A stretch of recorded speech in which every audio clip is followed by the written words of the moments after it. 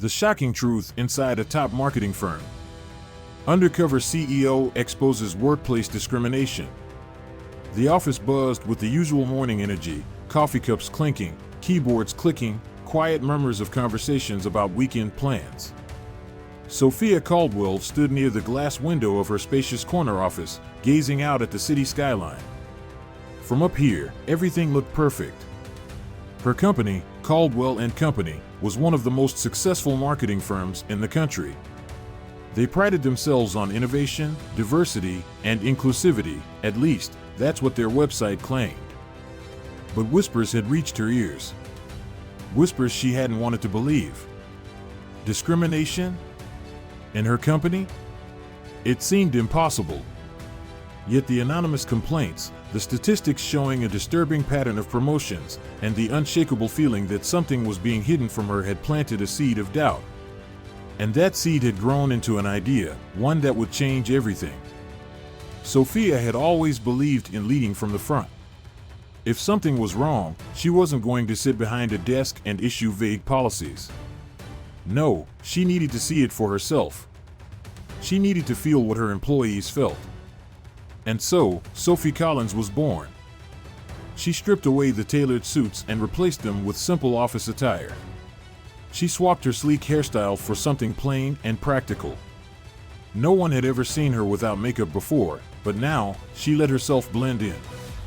A few strategic changes in the company's employee database, and suddenly, she was no longer the CEO. She was just another new hire in the marketing department. Walking into the building as Sophie felt like stepping into a different world. No one greeted her with the usual deference. No one offered her coffee or asked how her weekend was. She was invisible. At first, everything seemed normal: emails, meetings, the same corporate buzz. But then, little things started standing out. She noticed how some employees, mostly white, had larger workspaces with natural light, while others, primarily black and brown, were tucked into dim corners, their desks crowded together like an afterthought. She saw how certain employees chatted freely in the break room, laughing over coffee, while others, black employees, mostly, seemed to hesitate, as if stepping into the space required permission. And then came the first real shock. Sophia had been in the office for only a few hours when she decided to grab a coffee from the break room. As she reached for a cup, a sharp voice behind her made her freeze. "Oh, sorry, sweetheart. That coffee is for the leadership team." She turned to see Rebecca Whitmore, a senior manager in marketing. Blonde, polished, and exuding effortless authority. The kind of woman who had risen fast through the ranks, though Sophia had never paid much attention to her before. I didn't realize," Sophia mumbled, playing the role of a nervous new hire. Rebecca smiled, but it wasn't a warm smile. It was condescending. "That's okay. You can bring your own. There's a vending machine downstairs." Sophia hesitated. She had never once thought about who got coffee and who didn't in her own company. She had assumed it was for everyone. As she turned to leave, she noticed a young black woman in the room, Jasmine. She was standing by the door, watching the exchange with an expression Sophia couldn't quite place. It wasn't anger. It was the look of someone who had seen this happen 100 times before. That moment haunted Sophia for the rest of the day. She began to see the patterns everywhere. White employees received encouragement and mentorship, while black employees were expected to prove themselves over and over. Promotions seemed to be reserved for one group, while the others hit an invisible ceiling. And no one spoke about it. No one complained, because who would listen? No one challenged it, because they knew what happened to those who did. By the time Sophia left the office that evening, she felt sick. She had built this company. She had trusted her leadership team. And yet, something rotten had taken root under her nose. But she wasn't done yet. This was only the beginning. Sophia sat in her dimly lit apartment, staring at her reflection in the mirror. The transformation was subtle but effective. Gone were the perfectly tailored power suits, the delicate gold jewelry, and the commanding aura that marked her as the CEO of Caldwell Company. Instead, she wore a simple button-down blouse, a modest pencil skirt, and a pair of low heels, just enough to blend in but not stand out. Her sleek, shoulder-length hair was pulled into a low, unremarkable ponytail, and for the first time in years, she had no makeup on. Looking at herself now, she was no longer Sophia Caldwell, the self-made millionaire and powerhouse executive. She was just Sophie Collins, an ordinary woman starting a new job. It had been a week since she made the decision to go undercover in her own company, and every detail had been carefully planned. Using a trusted IT employee, she created a fake employee profile in the company database, just another hire in the marketing department. A new ID badge had been printed, and her office access was limited to the main employee areas, just like any other entry-level worker. Her assistant, the only person in the company who knew the truth, would handle her CEO duties behind the scenes, ensuring no one grew suspicious. If all went well, she would be able to experience the workplace exactly as her employees did. And most importantly, she would uncover the truth about the racial discrimination allegations that had been plaguing her mind. At exactly 8:30 a.m., Sophie stepped into the sleek glass headquarters of Caldwell Company, clutching a simple tote bag. For the first time, no one acknowledged her presence. No friendly greetings from the front desk, no executives nodding respectfully as they passed. It was as if she were invisible. She headed to the HR office, where a woman barely glanced up from her computer before pushing a folder across the desk. "Collins, right? Here's your onboarding paperwork. Sign these, and your manager will meet you upstairs. No warm welcome, no small talk, no offer of coffee." She signed the forms and was sent to her assigned floor. The marketing department was buzzing with energy, phones ringing, conversations overlapping, the smell of fresh coffee lingering in the air. Sophie scanned the room, taking in her new surroundings. The office layout was the first thing that stood out. White employees had prime spots near the windows, spacious desks, and the best chairs. Meanwhile, the black employees were squeezed into cramped cubicles in the back, their workspace barely big enough to fit a chair and computer. At first, she thought she was imagining it. But as she walked toward her designated desk, a small, dimly lit spot near the supply closet, she noticed Jasmine, the black woman she had met in the break room, seated in a similar corner. Their eyes met briefly, and Jasmine gave a knowing half-smile before looking away. Sophie placed her bag on her desk and took a deep breath. This was real. This was happening in her company. Just as she was absorbing this, a voice interrupted her thoughts. "You must be the new girl. Sophie, right?" Sophie turned to see a tall, blonde woman in her early 40s, Rebecca Whitmore, the senior marketing manager. The same woman who had blocked her from the breakroom coffee machine. Rebecca was smiling, but there was something calculated in her expression. "I hope you don't mind, but I've already assigned you a project. Nothing too complicated," she added with a slight smirk.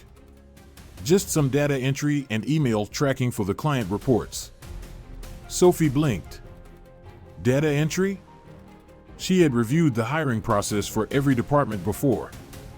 Entry-level employees were typically assigned collaborative projects, even as newcomers. They were encouraged to contribute ideas and be part of brainstorming sessions. But instead, she was being pushed into mindless work, a clear indication that not all employees were given the same opportunities. She swallowed her irritation and nodded. "Of course. I'm happy to help however I can." Rebecca's smirk widened. "Good. If you need anything, just ask. Well, not me. I'm quite busy. Try Jasmine." Sophie felt her stomach tighten. Jasmine, the black employee who had been in the break room earlier, had been singled out as the go-to person for the most mundane tasks. It was clear what was happening here. This wasn't about workload distribution. This was systematic discrimination. The morning passed in a blur of clicking keyboards and hushed conversations. Sophie kept her head down, quietly observing. Black employees weren't just working harder, they were being overlooked entirely. At lunch, she cautiously approached the cafeteria, where employees gathered in clusters. At one table, white employees sat together, laughing and discussing upcoming projects. Meanwhile, at a smaller table near the vending machines, Jasmine and two other black employees sat together, their voices hushed. Sophie decided to take a risk. She grabbed a tray and walked over to Jasmine's table. "Mind if I join you?" she asked, keeping her voice casual. Jasmine looked up in surprise, but gestured toward an empty seat. Sophie sat down and, for a moment, there was silence. Then Jasmine leaned forward slightly. "So, how's your first day going?"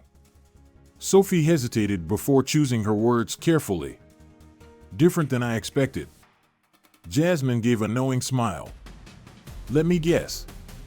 You've already met Rebecca." Sophie nodded. Jasmine sighed. "Yeah. She's something else."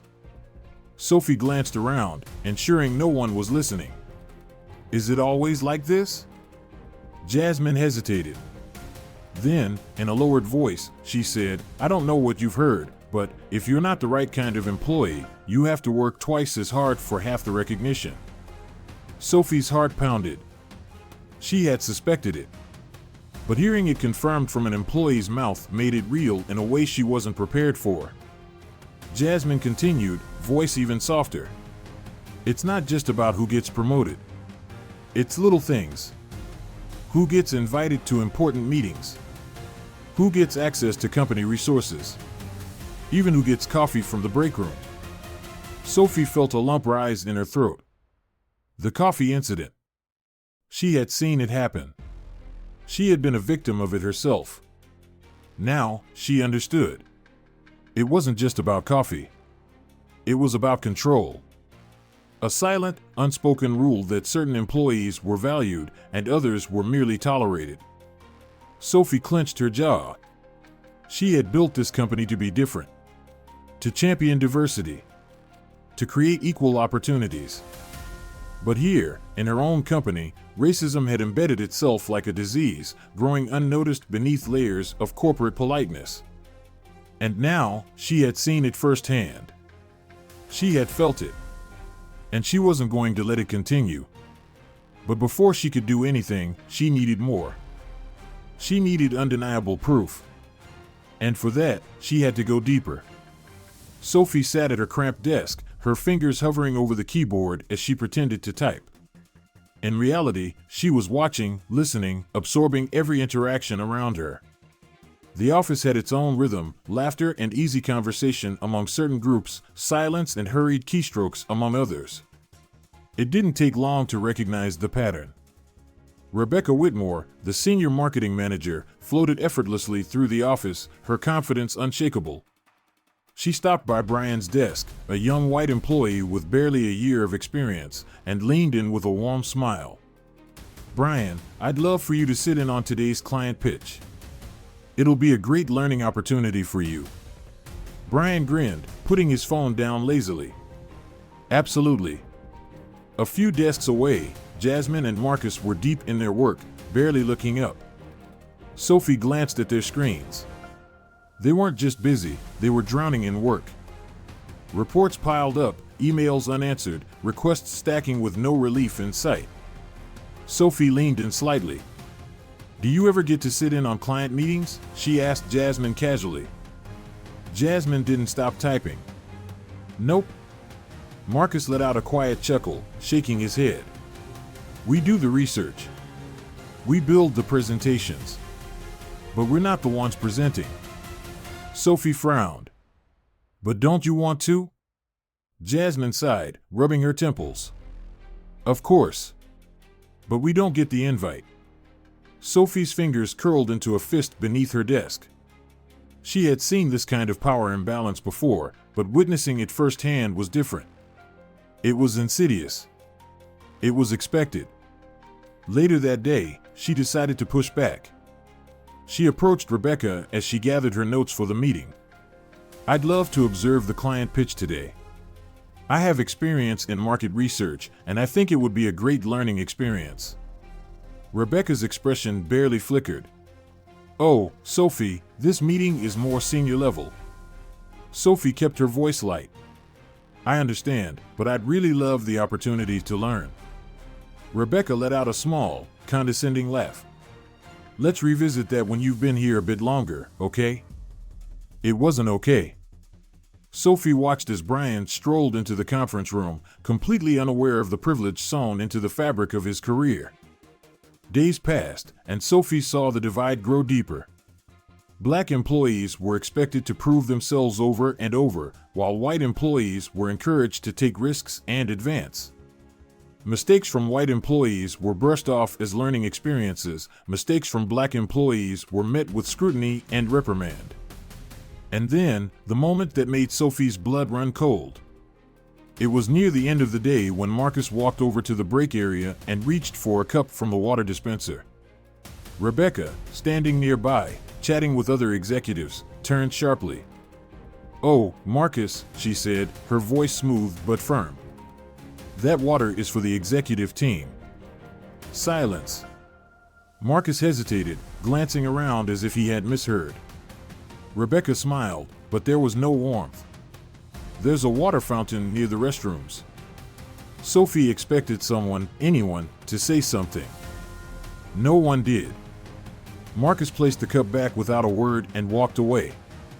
Sophie felt the heat rise to her face. It wasn't about water. It was about power.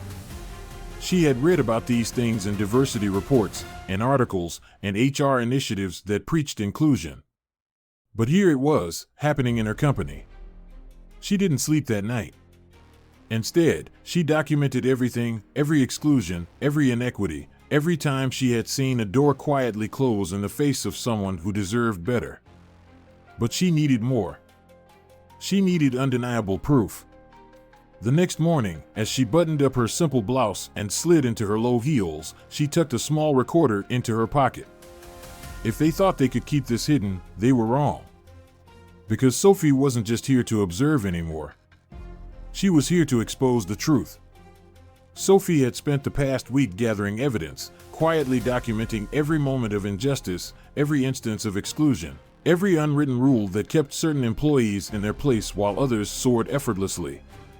But no amount of quiet observation could have prepared her for what happened next. It was late in the afternoon when the tension in the office suddenly thickened. The usual hum of phones ringing and keyboards clacking was drowned out by the unmistakable sound of Rebecca Whitmore's voice, sharp, angry, and laced with authority. "Jasmine, can you come here, please?" Heads turned. Conversations died down. Sophie felt her pulse quicken as Jasmine, who had been working quietly at her desk, hesitated before rising to her feet. Her posture was tense, her fingers gripping the edge of the desk for a second too long before she let go. Sophie watched as Jasmine walked toward Rebecca's office, every step slow and careful, as if she already knew what was coming. Rebecca stood near her desk, arms crossed, expression cold. In front of her was a printed email. Sophie couldn't see the details, but she could hear everything. "This is unacceptable," Rebecca snapped, slamming the paper down onto her desk. "I asked you to double-check the numbers in this report. And now look at this, there's a discrepancy in the client data. How do you expect me to trust your work if you can't handle something this basic?" Jasmine swallowed hard. I checked it twice. I'm sure." Rebecca cut her off with a sharp laugh, full of condescension. "Oh, you're sure? Because the numbers say otherwise. And now I have to fix this, on top of everything else I already have to do." The room was silent. Employees glanced up from their desks, eyes darting toward the confrontation before quickly looking away, afraid to get involved. Sophie knew what was happening. She had seen this pattern before. A white employee makes a mistake. It's a learning opportunity. A black employee makes a mistake. It's a catastrophe. And worse, this wasn't even Jasmine's mistake. Sophie had worked on that report. She knew for a fact that the numbers were correct when they had been submitted. Someone had changed them after the fact, and she had a sickening feeling that it was done on purpose. Jasmine took a deep breath. "Rebecca, I followed the protocol. If there's an error, I'm happy to go through it again and..." Rebecca held up a hand, silencing her. You know what, Jasmine? I don't think this is working out. Sophie's breath caught in her throat. Rebecca shook her head, exhaling dramatically. This isn't the first time I've had to talk to you about your work. Maybe it's best if we part ways. I'll have HR process your termination papers by the end of the day. Jasmine froze. The words hit like a physical blow. For a long moment, she didn't move, didn't speak. Then, finally, she let out a breath, shaky, almost disbelieving. You're firing me? Jasmine asked, her voice barely above a whisper. Rebecca's lips curled into something that resembled a smirk. I think it's what's best for the company. Silence. A slow, heavy silence that settled over the office like a thick fog. Sophie's heart pounded in her chest. This wasn't just unfair. This was deliberate. And Sophie wasn't going to let it happen. She stood up. Everyone in the office turned to look. Rebecca's eyes flicked to her, narrowing slightly. Is there a problem, Sophie? Sophie's voice was calm, but inside, she was burning. Yes, actually. There is. Rebecca raised an eyebrow, crossing her arms. And what exactly do you think you're doing? Sophie stepped forward. She reached into her bag, pulled out her phone, and hit play. The sound of Rebecca's own voice filled the room. A recording. Rebecca's condescending laughter. Her dismissive words. The way she had spoken to Marcus, denying him access to the office water. The way she had brushed off Sophie's request to be included in meetings. And finally, the words she had just spoken to Jasmine, word for word. Gasps echoed through the office. Employees whispered, eyes wide in shock. Rebecca's face paled. Sophie met her gaze, steady and unflinching. Jasmine didn't make a mistake. But even if she had, the way you handled this wasn't about performance. It was about power. And we all know it. The entire office watched, waited. Rebecca opened her mouth to protest, but for once, she had nothing to say. She had been caught. Trapped in her own words. Jasmine exhaled sharply, looking at Sophie with something close to disbelief. Rebecca's hands trembled as she reached for her desk, trying to regain control. This is completely unprofessional. You can't just. Sophie cut her off, her voice like steel. Actually, I can. And I just did. She turned to the rest of the office, her heart pounding. If any of you have ever experienced this, if you've ever felt like you were held back, overlooked, or treated unfairly, now is the time to speak up. Silence. Then, a voice. I have. It was Marcus. And then another voice. So have I. Jasmine. And then, slowly, more hands went up. More voices joined in. Sophie felt a wave of emotion crash over her. For the first time, they weren't alone. The weight of silence, of pretending, of enduring, it shattered in that moment. Rebecca's face turned a deep shade of red as she realized the truth. She had lost. And Sophie? She had won. But this wasn't over yet. Because now, it was time for real change. A heavy silence filled the office. No one moved. No one spoke. The weight of Sophie's recording still hung in the air, each word cutting through the polished, professional veneer of the workplace like a blade. Rebecca's face had drained of all color. She was standing completely still, her mouth opening and closing, but no words came out. There was nothing she could say to undo what had just happened. The whispers started. Employees exchanged glances, their expressions a mix of shock, anger, and quiet relief. Sophie stepped forward, her heart pounding, but her voice steady. I think it's time for the truth, she said. And then, she reached into her pocket and pulled out her CEO badge. The entire office gasped. Rebecca's eyes widened in pure horror. Jasmine, Marcus, and the rest of the employees froze, their expressions shifting from confusion to realization in an instant. Sophie held the badge up for everyone to see. My name is Sophia Caldwell. I am the CEO of this company. A ripple of shock passed through the room. Someone actually dropped their coffee. I came here as Sophie Collins, she continued, her voice ringing out over the stunned silence. I went undercover to see what really happens in my own company, what happens when I'm not around. And I saw it all. Her gaze locked onto Rebecca. I saw how you dismissed talented employees, how you denied them opportunities they deserved. I saw how you protected people who looked like you and left others to struggle. I saw how you stripped people of their dignity, even for something as simple as a cup of water. Rebecca opened her mouth, but Sophie cut her off. Don't even try, she said, her voice like steel. There's nothing you can say that will justify this. Nothing. Rebecca's hands clenched into fists. Her entire body was trembling, her face burning with humiliation.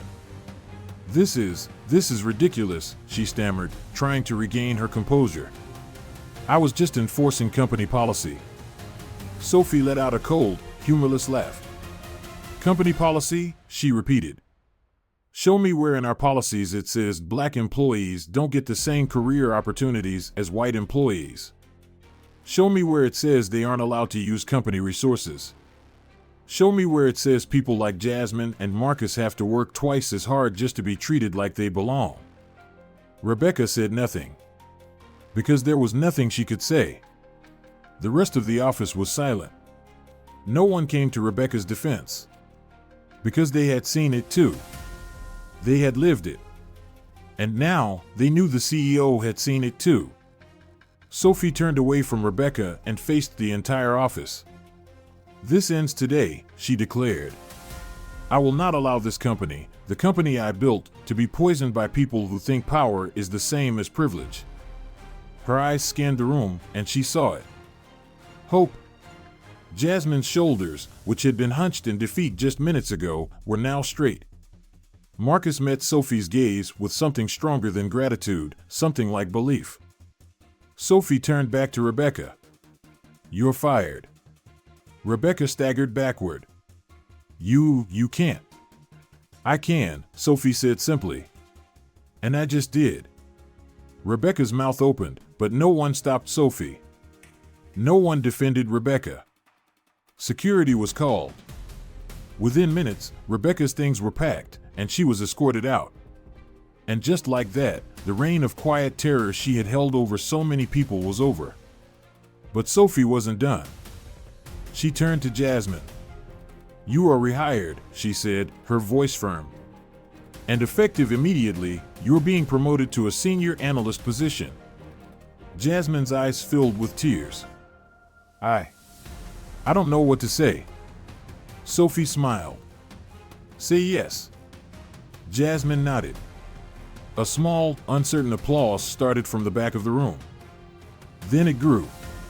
And then, suddenly, the room erupted in cheers. Sophie took a deep breath. She wasn't just fixing a problem. She was changing everything. Because this wasn't just about Rebecca. This was about every single person in that room who had been afraid to speak up. And today, they had found their voice. The first real day of change had begun. And Sophia Caldwell would make damn sure it never stopped. As the applause died down, Sophie took a deep breath, feeling the weight of what had just happened settle over her. The truth had finally come to light. The toxic power dynamics that had dictated this workplace for years were now out in the open. But exposing the problem was only the first step. Now came the real work, the work of fixing what had been broken. She turned back to the employees, her voice steady yet filled with conviction. What happened here today isn't just about one bad manager. It's about a culture, one that has allowed discrimination, exclusion, and bias to thrive under the surface while pretending to be fair. That ends now. Jasmine, still in shock from what had transpired, wiped a stray tear from her cheek. People like me, we never thought anyone would listen, she murmured. We were used to it. We learned to just deal with it because we knew nothing would change. Sophie shook her head. But it will change. A few employees murmured in agreement, hesitant but hopeful. I know trust won't be rebuilt in a day, Sophie continued. I know some of you are probably thinking, she's the CEO, how did she not see this before? And you're right. I should have seen it. I should have listened sooner. And for that, I am deeply sorry. A beat of silence passed, heavy with unspoken pain. Then, Sophie took a step forward and made a promise. This company will not just move on from today. We will not sweep this under the rug. We will make real changes.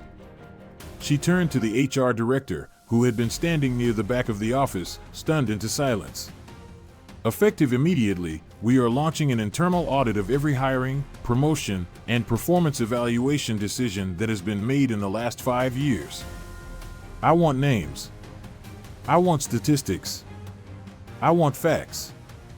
The HR director nodded quickly, scribbling notes. From this moment forward, Sophie declared, promotions and leadership opportunities will be transparent. Everyone who works hard and delivers results will be recognized and rewarded, no matter what they look like. Marcus spoke up, his voice laced with skepticism. And what if things don't change? What if, a few months from now, it all goes back to the way it was? Sophie met his gaze head-on. That won't happen. Because I'm not just asking you to trust me, I'm asking you to hold me accountable. If you see bias, if you experience injustice, I want to hear about it. An anonymous employee feedback system will be launched this week. Every voice will be heard. A murmur of agreement swept through the office. And as for Rebecca, Sophie continued, her voice firm, let her firing serve as a warning. If you abuse your power, if you create a toxic environment, if you think you can get away with pushing people down to lift yourself up, then you don't belong here. The room was silent. Then, slowly, it began. A single clap. Then another. Then another. Until the entire office was clapping, cheering, standing in support. For the first time in a long time, hope filled the air. As employees slowly returned to their desks, Sophie felt a presence beside her. She turned to see Jasmine, eyes still glistening, but her voice stronger than before. "Thank you," she whispered. Sophie reached out and squeezed her hand. "No. Thank you. You deserve better. And from now on, you will get it." The two women shared a small, quiet moment of understanding. Sophie looked around at her employees, some still shaken, some still unsure, but all watching her. And she knew this wasn't just a victory. It was a beginning. She took one last deep breath before stepping into the hallway, where a few news outlets had already begun gathering, having caught wind of the dramatic firing. She faced the cameras, her shoulders squared, ready to tell the world the truth. Caldwell & Company was built to be a company that values talent over privilege, where hard work is rewarded, and where everyone has a fair shot. Somewhere along the way, we lost sight of that. Today, we begin the process of making it right. A reporter called out, "Ms. Caldwell, do you think this will impact your company's reputation?" Sophie met the reporter's eyes with unwavering confidence. "I hope so. I hope it shows that we're not afraid to hold ourselves accountable. That's what leadership is supposed to look like." She turned back to the employees inside, her people, and smiled. It was a new day. And she was ready to lead it. The story of Sophie Caldwell reminds us that true leadership is not just about making policies from the top. It's about walking the floors, listening to real people, and taking action when injustice is exposed. Too often, those in power assume that the systems they build are fair, only to discover that unseen forces, bias, favoritism, and discrimination, corrupt their intentions. Sophie's journey teaches us that change begins with awareness, but it requires courage and accountability to make it real. It's not enough to simply believe in equality, we must actively fight for it. For those of us who have lived long enough to witness history repeat itself, this story is a reminder that silence allows oppression to thrive. Whether in the workplace, in our communities, or even within our own families, we have a responsibility to call out what is wrong and demand better. Age gives us wisdom, but it also gives us a voice, one that can inspire others to do what is right. Sophie's actions show that when one person stands up, others will follow. And when enough people demand change, change becomes inevitable.